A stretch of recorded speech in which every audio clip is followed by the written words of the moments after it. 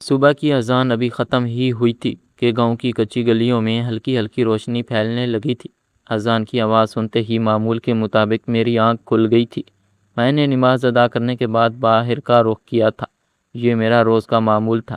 میں صبح صبح واک کرتا تھا اور سارے گاؤں کا چکر لگانے کے بعد ناشتہ کرنے کے لیے گھر پہنچتا تھا۔ میرا گھر سادہ تھا کیونکہ مجھے سادگی سے رہنا بہت زیادہ پسند تھا۔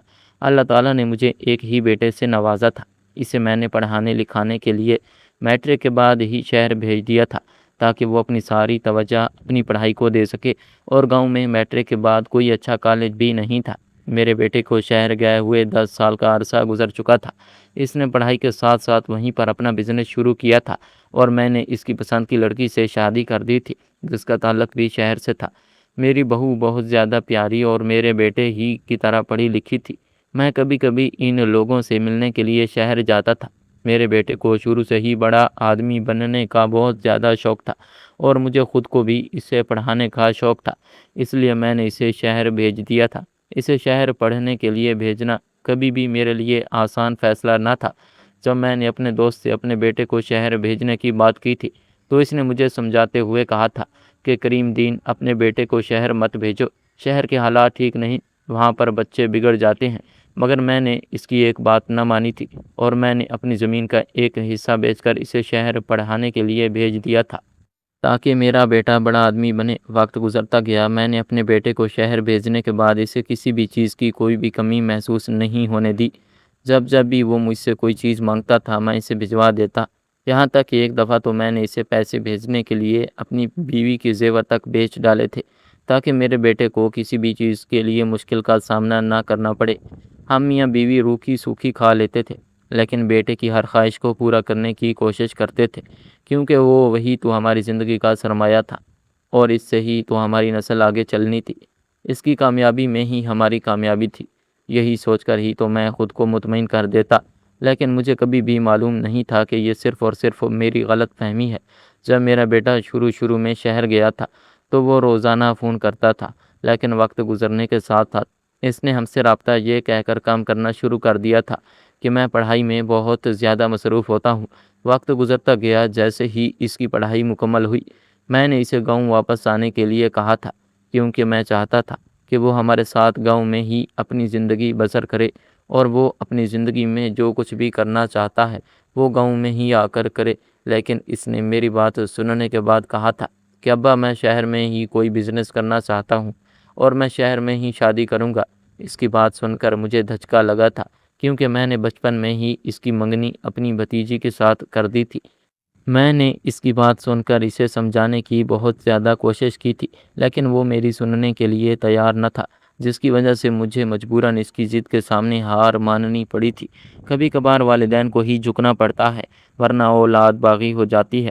یہی بات سوچ کر ہی میں نے 1 ایکڑ زمین بیچ کر اسے پیسے دے دیے تھے تاکہ وہ اپنا کاروبار کر سکے۔ جب میں اسے پیسے دینے کے لیے گیا تھا تو مجھے لگ رہا تھا کہ اتنا عرصہ گزر جانے کے بعد وہ مجھ سے ملنے کے لیے تڑپ رہا ہوگا، لیکن وہاں جا کر مجھ پر یہ حقیقت آشکار ہوئی تھی کہ اسے مجھ سے زیادہ میرے پیسوں کی ہی ضرورت تھی۔ لیکن میں نے پھر بھی یہ سوچ کر خاموشی اختیار کر لی تھی کہ بچہ ہے، وقت گزرنے کے ساتھ ساتھ سمجھ جائے گا۔ کبھی کبھی والدین بچوں کی بڑی بڑی غلطیوں کو بھی نظر انداز کر دیتے ہیں، یہ سوچ کے کہ ابھی وہ بچے ہیں، لیکن والدین یہ بات بھول جاتے ہیں کہ بچوں کی جو فطرت بچپن میں ہوتی ہے وہی جوانی میں بھی رہتی ہے۔ وقت گزرتا گیا، ایک دن مجھے اپنے بیٹے کا فون آیا تھا۔ ابا، تمہارا بیٹا بہت بڑا بزنس مین بن چکا ہے اور تمہارے بیٹے کا کاروبار بہت اچھا چل پڑا ہے۔ اس دن میں خود کو ہواؤں میں اڑتا ہوا محسوس کر رہا تھا۔ مجھ سے میرے بیٹے کی خوشی نہیں سنبھالی جا رہی تھی۔ میں نے شکرانے کے نفل ادا کرنے کے ساتھ ساتھ پورے گاؤں میں مٹھائی بھی بانٹی تھی۔ اس وقت میرا دل بیٹے کو دیکھنے کے لیے تڑپ رہا تھا، لیکن جب میں نے اپنے بیٹے سے بات کی کہ میں تم سے ملنے کے لیے آ رہا ہوں تو اس نے یہ کہہ کر مجھے منع کر دیا کہ ابا، آج کل میں کاروبار میں بہت زیادہ مصروف ہوں، میں آپ کو وقت نہیں دے پاؤں گا، ابھی آپ مجھ سے ملنے کے لیے مت آؤ، جب میں فری ہو جاؤں گا میں تب اماں اور آپ سے ملنے کے لیے خود گاؤں آؤں گا۔ اس کی گاؤں آنے کی بات کو سن کر میری خوشی کی کوئی انتہا نہ رہی تھی، لیکن وہ تو یہ بات کہہ کر گاؤں آنا ہی بھول گیا تھا۔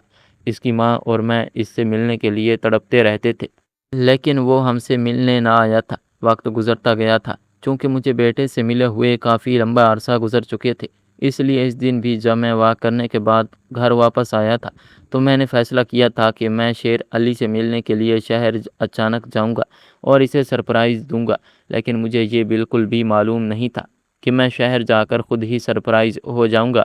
میں نے اپنا واحد کرتا نکالا تھا جسے میں کبھی کبھی کسی خاص موقع پر پہنتا تھا۔ کافی عرصے سے میرے دل میں ایک ہی خواہش پڑ رہی تھی کہ بس ایک بار میں اپنے بیٹے کے پاس رہ کر آؤں، اس کے ساتھ ایک وقت کی روٹی کھاؤں، اور اپنی اسی خواہش کو پورا کرنے کے لیے میں اپنے بیٹے کو بغیر بتائے اس سے ملنے کے لیے گھر سے نکل پڑا تھا۔ سارا راستہ میں خود کو ہواؤں میں اڑتا ہوا محسوس کر رہا تھا، چونکہ میں چند سال پہلے اپنے بیٹے سے ملنے کے لیے گیا تھا، اس لیے مجھے اس کا ایڈریس معلوم تھا۔ شہر پہنچتے ہی جوں ہی میں بس سے اترا تھا، اس وقت شام ہونے والی تھی۔ جس وقت میں بس سے اترا تھا اس وقت سڑک پر بہت زیادہ رش تھا، گاڑیوں کے ہارنوں کی آوازیں، اونچی اونچی چمکتی ہوئی عمارتیں اور سڑک پر دوڑتے ہوئے لوگوں کو دیکھ کر مجھے ایسا محسوس ہوا تھا جیسے سب کچھ وقت کے ساتھ ہی دوڑ رہا ہو۔ میں نے سڑک کے کنارے پر ہی موجود ایک مسجد میں نماز ادا کرنے کے بعد ایک رکشہ روکا تھا اور میں نے اسے اپنے بیٹے کے گھر کے ایڈریس اچھی طرح سے سمجھا دیا تھا۔ رکشے پر بیٹھتے ہی میں سارا راستہ یہ سوچتا ہوا آیا تھا کہ میرا بیٹا مجھے اتنے بڑے عرصے کے بعد اچانک اپنے سامنے دیکھ کر بہت زیادہ خوش ہوگا۔ جب رکشے میرے بتائے ہوئے ایڈریس پر رکا تھا تو میں نے گہرا سانس لیا تھا۔ جب میری نظر میرے بیٹے کے گھر پر پڑی تھی تو میں دنگ رہ گیا تھا، کیونکہ اس کا گھر پہلے سے بہت زیادہ تبدیل ہو چکا تھا۔ دراصل اس وقت علی شیر کا شمار شہر کے بڑے جانے مانے بزنس مینوں میں ہوتا تھا۔ اس کی ایک نہیں بلکہ مختلف شہروں میں مختلف کمپنیاں تھیں۔ وہ اتنا بڑا بزنس مین بن چکا تھا کہ لوگوں کو اس سے ملنے کے لیے وقت لینا پڑتا تھا۔ اس کے دوست اکثر اسے ہنستے ہوئے کہتے تھے کہ علی شیر، تم نے تو زندگی کا اصل مزہ اٹھایا ہے۔ وہ ان کی بات سن کر مسکرا پڑتا تھا، لیکن وہ یہ بات بھول گیا تھا کہ اس کی شہر میں اتنی شاندار زندگی کے پیچھے گاؤں میں موجود اس کی راہ تکتے والدین کا ہاتھ ہے۔ جب میں نے گیٹ پر پہنچ کر گھنٹی بجائی تھی تو اس وقت چوکیدار نے دروازہ کھول دیا تھا۔ جب میں نے اسے بتایا تھا کہ میں تمہارے مالک کا ابا ہوں تو اس نے مجھے اندر داخل ہونے دیا تھا۔ جوں ہی میں نے گھر کے اندر قدم رکھا تھا تو میری حیرانی میں مزید اضافہ ہو گیا تھا، کیونکہ اس کا گھر باہر سے زیادہ اندر سے خوبصورت تھا۔ بڑی بڑی دو مہنگی گاڑیاں، غیر ملکی پودے اس کے گھر کی خوبصورتی میں مزید اضافہ کر رہے تھے۔ وہ شہر میں ایک ایسی زندگی بسر کر رہا تھا جس زندگی کو بنانے کے لیے لوگ اپنی زندگی تک گنوا بیٹھتے ہیں، لیکن میرے بیٹے نے میری مدد کے ذریعے چھوٹی سی ہی عمر میں وہ سب کچھ حاصل کر لیا تھا جس کی مجھے اس سے کبھی امید بھی نہ تھی۔ چوکیدار نے مجھے لے جا کر احترام سے ڈرائنگ روم میں بٹھا دیا تھا۔ ڈرائنگ روم بھی بہت زیادہ خوبصورت تھا اور قیمتی چیزوں سے سجا ہوا تھا۔ علی شیر کی بیوی ماہین بھی اسی ہی کی طرح مہنگی اور اچھی اچھی چیزیں خریدنے کی عادی تھی۔ وہ بھی علی شیر کی ہی طرح سٹیٹس کا نشیں تھی۔ وہ اپنے کپڑوں، اپنی محفلوں اور اپنے دوستوں کا انتخاب بہت ہی سوچ سمجھ کر کرتی تھی۔ اس کے لیے ہر رشتہ اس وقت تک اہم رہتا تھا جب تک وہ اس کے سوشل میڈیا اسٹیٹس کو بڑھاتا تھا، اور وہ ان لوگوں کی ہی عزت کرتی تھی جو لوگ اس کے اسٹیٹس کے تھے، باقی لوگوں تو وہ کیڑے مکوڑے سمجھتی تھی۔ جب چوکیدار نے علی شیر کو بتایا تھا کہ سر، باہر ایک بزرگ آئے ہوئے ہیں، انہوں نے بتایا ہے کہ وہ آپ کے والد صاحب ہیں، اس لیے میں نے انہیں احترام کے ساتھ ڈرائنگ روم میں بٹھا دیا، وہ آپ کا انتظار کر رہے ہیں۔ چونکہ اس وقت علی شیر اور اس کی بیوی ماہین کہیں پر جانے کی تیاری کر رہے تھے، اس لیے انہیں چوکیدار کی بات سنتے ہی ایک زوردار دھچکا لگا تھا، اور علی شیر کو بالکل بھی اندازہ نہ تھا کہ میں اسے بغیر بتائے اس سے ملنے کے لیے شہر آ جاؤں گا۔ ماہین کا بھی چہرہ چوکیدار کی بات کو سن کر بگڑ گیا تھا۔ اس نے بری طرح سے منہ بناتے ہوئے کہا تھا کہ آج کیا تم نے انہیں بلایا تھا؟ اس کی بات سن کر علی نے نہ کہتے ہوئے اپنا سر ہلایا تھا۔ ابھی مجھے وہاں پر بیٹھے ہوئے تھوڑی ہی دیر گزری تھی کہ علی اور اس کی بیوی ماہین تیار ہو کر غصے سے سیڑھیاں اترتے ہوئے نیچے آئے تھے۔ اس وقت وہاں پر بہت سے نوکر موجود تھے جو اپنے کام میں مشغول تھے۔ علی نے مجھے وہاں پر دیکھ کر حیرت سے کہا تھا، ابا آپ یہاں پر؟ میں نے اس کی بات سن کر مسکراتے ہوئے کہا تھا کہ ہاں بیٹا، میں تم سے ملنے کے لیے آیا ہوں، مجھے تمہاری یاد آ رہی تھی۔ میری بات سن کر ماہین نے برا سا منہ بنایا تھا اور اس نے مجھے اوپر سے نیچے تک دیکھا تھا، اور اس نے سرد لہجے میں مجھ سے پوچھا تھا، آپ بغیر بتائے کیوں آ گئے؟ ماہین کا جملہ میرے دل پر تیر کی طرح لگا تھا۔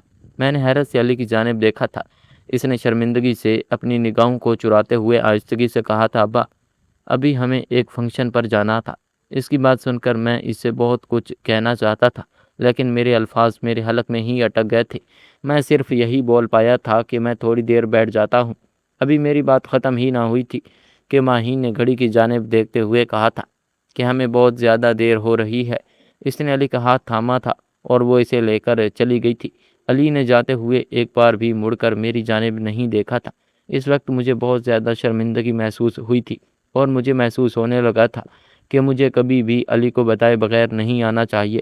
شرمندگی سے میری آنکھوں میں آنسو جمع ہو گئے تھے، لیکن میں نے وہاں پر موجود نوکروں کے ڈر سے انہیں باہر نکلنے سے روک دیا تھا۔ لیکن در حقیقت اس وقت مجھے بہت زیادہ شرمندگی محسوس ہو رہی تھی کہ بھلا کوئی بیٹا بھی اپنے باپ کے ساتھ ایسا کرتا ہے۔ گاڑی میں سوار ہو کر وہ دونوں چلے گئے۔ انہوں نے مجھ سے پانی کے گلاس تک کا نہیں پوچھا تھا۔ اس وقت مجھے بالکل بھی سمجھ میں نہیں آ رہا تھا کہ میں واپس جاؤں یا بیٹھا رہوں۔ میں نے خود کو سمجھاتے ہوئے کہا تھا کہ مجھے اسے بتائے بغیر ملنے کے لیے نہیں آنا چاہیے تھا۔ بیٹے کے رویے کو غلط سمجھنے کی بجائے میں نے خود کو ہی قصوروار ٹھہرایا تھا۔ میں اپنا سر پکڑتے ہوئے صوفے پر گرنے والے انداز میں بیٹھا تھا اور مجھے 30 سال پہلے کے دن یاد آئے تھے جب علی شیر کو پیدا ہوئے ابھی 2 سال ہی ہوئے تھے۔ میں اپنی کمپنی کے آفس میں بیٹھا جو کراچی شہر کی ایک جگہ پر بڑے ہی شان و شوکت کے ساتھ واقع تھی۔ یہ سوچ رہا تھا کہ اگر رزق حلال ہو تو اللہ تعالیٰ خود ہی اس میں برکت ڈالتا ہے، کیونکہ وقت گزرنے کے ساتھ ساتھ میرا کاروبار بڑھتا جا رہا تھا۔ ایک کمپنی سے میری 5 کمپنیاں بن چکی تھی، لیکن سب سے حیرت کی بات یہ تھی کہ میں بالکل بھی بدلا نہ تھا۔ میری سادگی بالکل وہی رہی تھی جو پہلے سے تھی۔ میں اتنی دولت ہونے کے باوجود بھی سادہ کپڑے پہنتا تھا اور بڑی سی گاڑی کی بجائے میں نے ایک چھوٹی سی گاڑی آنے جانے کے لیے رکھی ہوئی تھی، کیونکہ مجھے شاہانہ انداز میں زندگی گزارنا بالکل بھی پسند نہ تھا۔ میں نے اپنے کاروبار کے بارے میں کسی کو بھی نہیں بتایا تھا، یہاں تک کہ میں نے اپنے سگے بھائی سے بھی یہ بات چھپا لی تھی کہ میں کراچی میں کاروبار کرتا ہوں۔ میں نے تو انہیں بتایا تھا کہ میں وہاں پر جاب کرتا ہوں۔ جب میں گھر آتا تھا تو میں اپنی گاڑی کی بجائے لوکل بس پر آتا تھا۔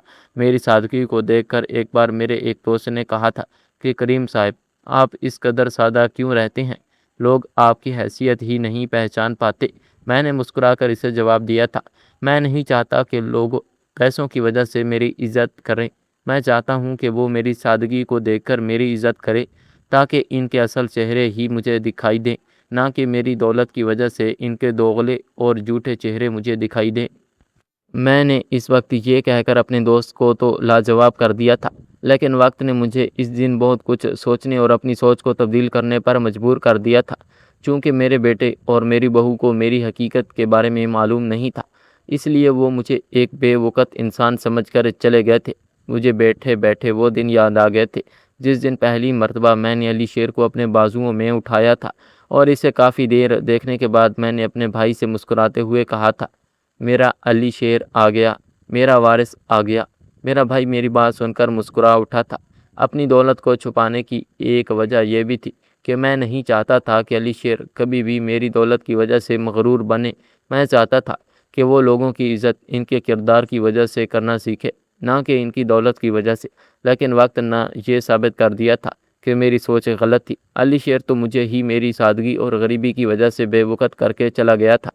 اس نے میرے باپ ہونے کا بھی لحاظ نہ کیا تھا۔ وہی بیٹھے بیٹھے ہی میں نے فیصلہ کر لیا تھا۔ آج وہ وقت آ گیا جب حقیقت کو سب پر آشکار ہو جانا چاہیے۔ اس شام میں بھی اس تقریب پر مدعو تھا جس تقریب پر میری بہو اور بیٹا گئے تھے۔ پہلے تو میرا وہاں پر جانے کا کوئی بھی ارادہ نہ تھا، لیکن اپنی بہو اور بیٹے کے رویے کو دیکھ کر میں نے سوچ لیا تھا کہ میں اس تقریب میں ہر حالت میں جاؤں گا۔ جب میں وہاں پر اچھی طرح سے پہلے سے مختلف تیار ہو کر پہنچا تھا تو اس وقت وہاں پر معمول سے زیادہ رش تھا، کیونکہ اس ہوٹل میں کوئی عام ایونٹ نہیں بلکہ مختلف شہروں کے بزنس مینوں کی ایک بہت بڑی تقریب منعقد ہو رہی تھی۔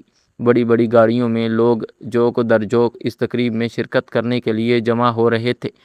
وہ تقریب کوئی عام تقریب نہیں بلکہ وہ تقریب تھی جس کا ذکر پچھلے چند سالوں سے بزنس کے حلقے میں ہو رہا تھا۔ سب کے سب اس انتظار میں تھے کہ اس تقریب کا مہمان خصوصی کون شخص ہے۔ کسی کو بھی اس مہمان خصوصی کے بارے میں معلوم نہ تھا۔ سب ہی اس سے ملنے کے لیے بے چین نظر آ رہے تھے۔ اس تقریب کو کرنے کے لیے پیسوں کو پانی کی طرح بہایا گیا تھا۔ تقریب کے منتظمین نے جان بوجھ کر مہمان خصوصی کا نام ظاہر نہیں کیا تھا۔ لوگوں کو صرف اتنا بتایا تھا کہ آج بہت بڑا بزنس مین آ رہا ہے جس نے بزنس میں قدم صرف صفر سے رکھا تھا۔ یہ بات سنتے ہی پورا حال تجسس میں ڈوب گیا تھا۔ کون ہو سکتا ہے وہ شخص؟ وہاں پر موجود ہر انسان اپنے مطابق اندازہ لگانے میں مصروف تھا۔ اسی تقریب میں علی شیر بھی اپنی بیوی ماہین کا ہاتھ مضبوطی سے پکڑے موجود تھا۔ وہ تقریب اس کے لیے عام تقریب نہیں بلکہ اس کے لیے ایک بہت بڑا ٹرننگ پوائنٹ ثابت ہونی تھی، کیونکہ وہ چاہتا تھا کہ وہ آج مہمان خصوصی کے ساتھ آج ایک ڈیل کرے گا اور اپنی کمپنی کو مزید کامیابی کی منزلوں تک پہنچائے گا۔ ابھی مجھے گاڑی میں بیٹھے ہوئے تھوڑی ہی دیر گزری تھی کہ مجھے اندر آنے کے لیے بلایا گیا تھا۔